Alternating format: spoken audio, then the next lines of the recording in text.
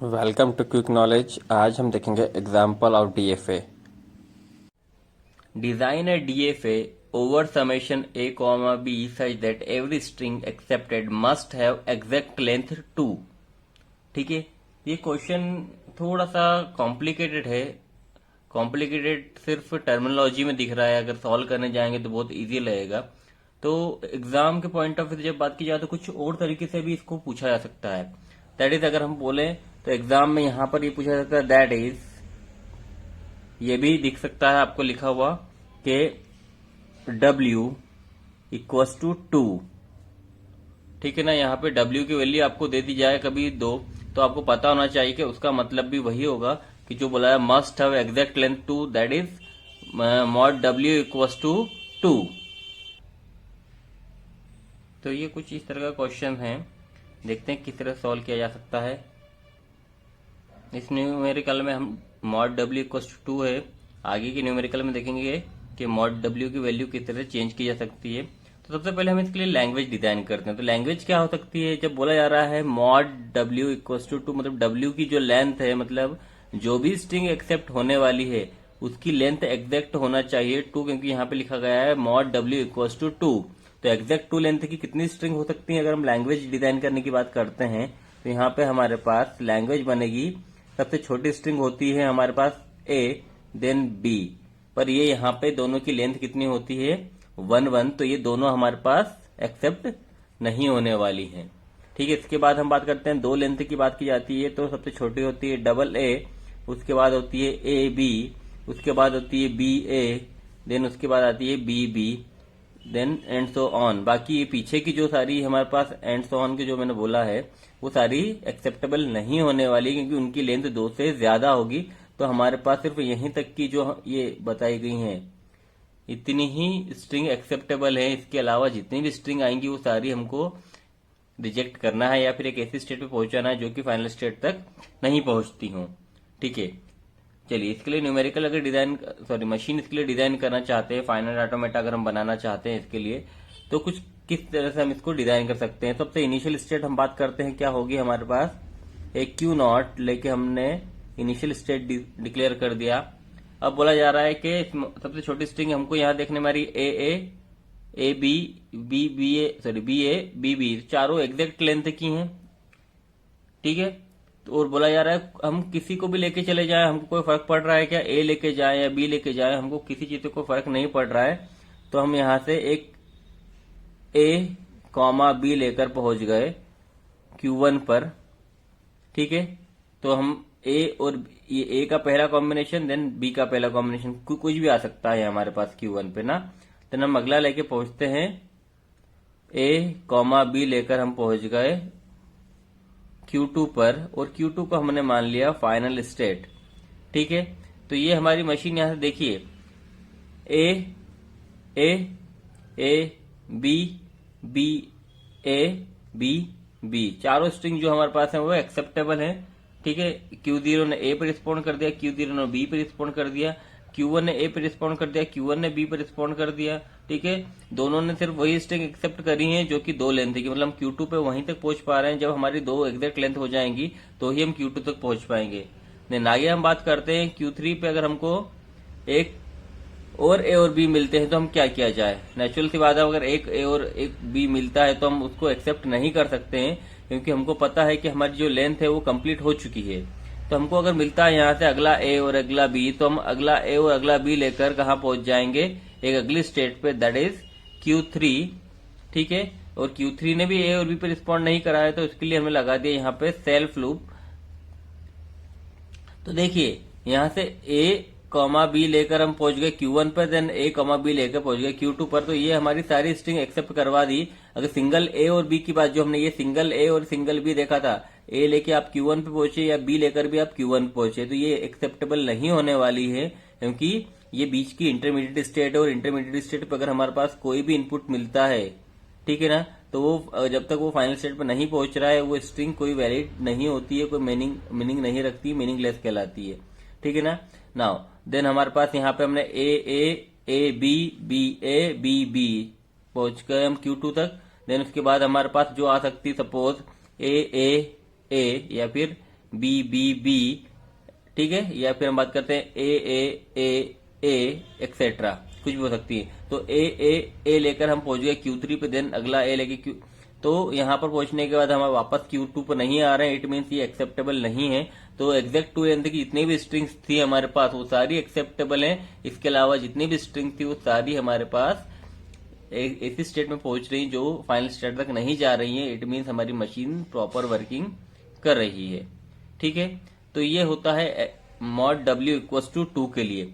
अगर हम इसी तरह बात करते हैं अगला न्यूमेरिकल, ये सेम क्वेश्चन अगर रहे अगर, और यहाँ पर कंडीशन बदल जाए, कंडीशन किस तरह से बदल जाए, अगर सपोज हम इसको मानते हैं 1, और अगर हम सेकंड न्यूमेरिकल की बात करते हैं, सेकंड न्यूमेरिकल में हमको ये बोल दिया जाता है कि mod W less than equal to 2, ये अगर बोल दिया जाता है, मतलब बोला जा रहा है कि design A DFA over summation A, B such that every string accepted must have length less than or equal to 2, ठीक है। अगर ये क्वेश्चन बोल दिया जाता है आपको, ठीक है, तो इसके लिए किस तरह से काम किया जाएगा, तो यहाँ पे से हमको एक चीज समझना पड़ेगी कि इसका मतलब क्या है। तो इसकी लैंग्वेज किस तरह से बन सकती है, देखिए अगर इस क्वेश्चन को हम बात करते हैं over the summation A, B के लिए, ठीक है ना, लिख देता हूं मैं एक बार आपके लिए, ठीक है। इसके लिए समेशन क्या है हमारे पास, सेम समेशन है A,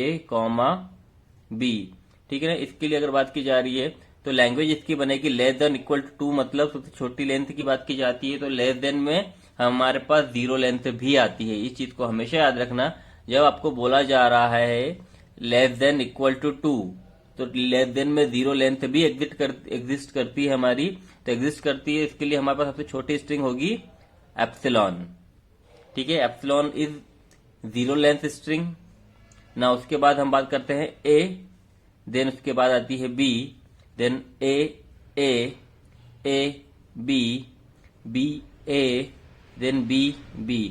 ये सारी ही स्ट्रिंग एक्सेप्टेबल है। इसके बाद की सारी ही स्ट्रिंग हमारे पास रिजेक्ट मोड में आने वाली हैं, ठीक है। तो हमको इतनी सारी स्ट्रिंग्स हैं, इन सारी स्ट्रिंग्स को एक्सेप्ट करवाने के लिए एक DFA डिजाइन करना है। पर हमको एक चीज यहां से समझ पड़ती है, जब इस तरह का न्यूमेरिकल है तो एप्सिलॉन जब आ रहा है हमारे पास, तो एप्सिलॉन हमेशा ही इनिशियल स्टेट पर आता है, ठीक है ना। तो जहां जहां आपको किसी भी केस में ऐसा लगता है कि एप्सिलॉन को हमको एक्सेप्ट करवाना है, इट मीन्स हमारी इनिशियल स्टेट उस केस में फाइनल स्टेट बनेगी। याद रखिएगा मैं क्या बोल रहा हूं कि जिस किसी केस में आपको ऐसा लगता है कि एप्सिलॉन को एक्सेप्ट करवाना है, तो एक्सेप्ट उसी केस में होगा जब हमारे पास इनिशियल स्टेट जिसको हम बोलते हैं Q0, ठीक है ना, वो Q0 हमारी on that case final state बनती है, तो ही हम बोल पाएंगे कि हमारी मशीन एप्सिलॉन को एक्सेप्ट कर रही है।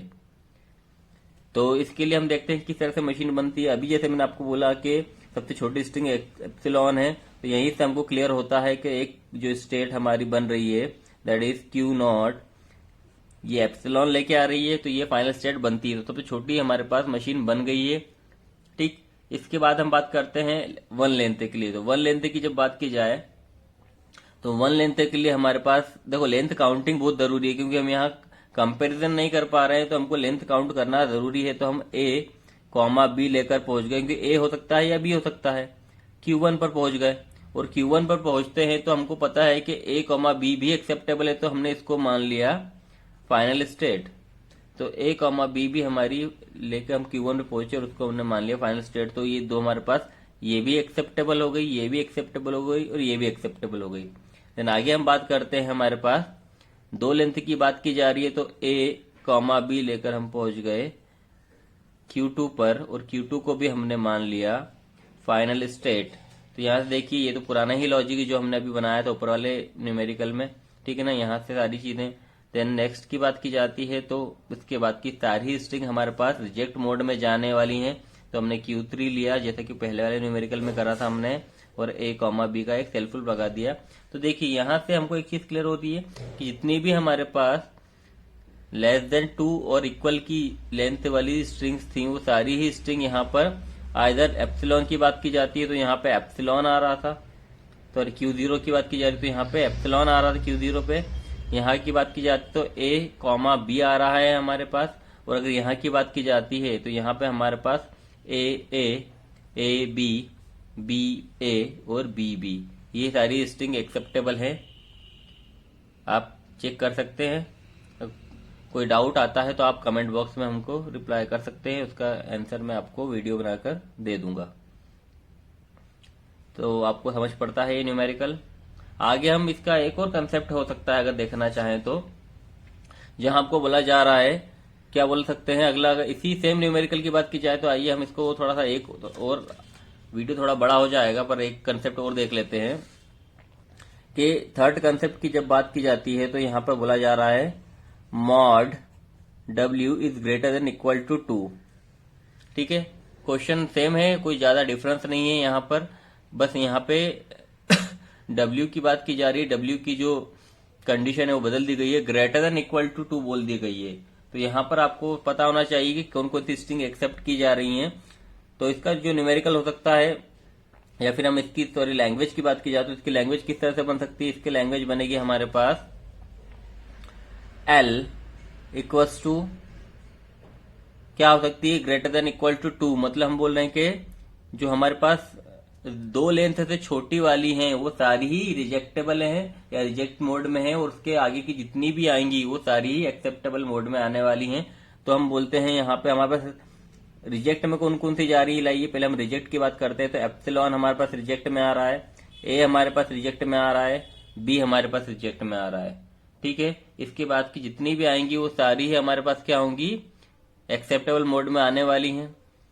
तो इनको अगर छोड़ दे जाए, मतलब ये क्रॉसिंग मोड में है हमारे पास, और एक्सेप्ट मोड में आएंगे हमारे पास A B B A B B and so on, जितनी भी होने वाली हैं वो सारी हमारे पास यहाँ पे एक्सेप्टेबल होने वाली है या एक्सेप्ट करेगा हमारा मशीन।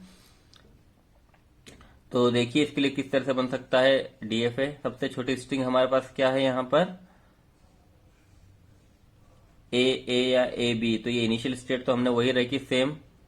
देन हम कहा जाते हैं, ए कॉमा बी लेकर पहुंच गए Q1 पर। सिमिलरली सेम जैसा कि हमने पिछले न्यूमेरिकल में किया था, ए कॉमा बी लेकर पहुंच गए हम Q2 पर, और उसको हमने मान ली फाइनल स्टेट। ठीक है ना, यहां तक हमको समझ पड़ता है कि हमने जो दो लेंथ वाली थी उन दो लेंथ की सारी मशीन्स को एक्सेप्ट करवा लिया। यहाँ पे एप्सिलॉन यहाँ पर एक्सेप्ट नहीं हो रहा है। ठीक है, सिमिलरली ए और बी भी एक्सेप्ट नहीं हो रहा है, पर Q2 पे हम बात कर रहे हैं, दो लेंथ से की जितनी भी स्ट्रिंग थी वो सारी यहाँ पे एक्सेप्ट हो रही हैं। और उसके आगे की जितनी भी होती हैं, अगर मैं यहाँ एक सेल्फ लूप लगा देता हूं तो मुझे तो कोई फर्क नहीं पड़ने वाला मशीन में, क्योंकि दो लेंथ तो आ चुकी है और दो के ऊपर की सारी ही एक्सेप्टेबल है।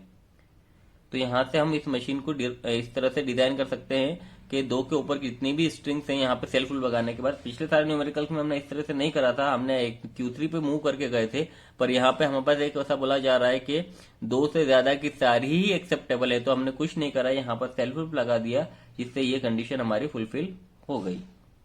ठीक है, तो ये तीन कंसेप्ट है हमारे पास, आप सभी को समझ पड़ते हैं। तो कोई भी डाउट होता है तो मुझे कमेंट बॉक्स में रिप्लाई करिए। Thank you.